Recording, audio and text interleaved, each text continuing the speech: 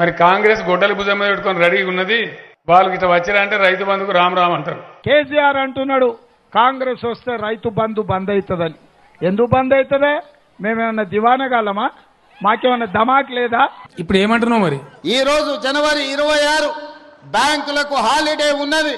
రాత్రి 12 గంటల తర్వాత ప్రతి రైతుకు, రాష్ట్రంలో ఉన్న వ్యవసాయ భూమి ఉన్న ప్రతి రైతుకు రాత్రి 12 గంటల తర్వాత చప్పట్లు వద్దు, తర్వాత టకీమని పడే విధంగా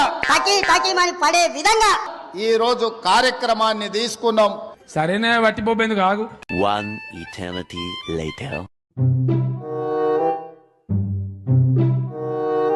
నిన్న రాత్రి 12 గంటలకి ఇస్తా అన్నాడు. చూస్తున్నాం మేము ఫోన్. ఇసుంటి అబద్ధాలు అద్దు. కాకపోతే ఇంకా 2-3 నెలల దాకా మొత్తం డబ్బులు ఇచ్చిన కాదానండి. ఏదన్నా అవుతారు కానీ కాకపోతే రేపచ్చే ఎల్లుండొచ్చే రాత్రి 12 గంటలు దాటిందంటే టన్ మనే టిన్ మనే టిన్ మనే ఇసుంటి కాదండి రేవంత్ రెడ్డి గారు. ఎందుకు బంద్ అవుతుందే? మేమేమన్నా దివానగాలమా? మాకేమన్నా ధమాక్ లేదా?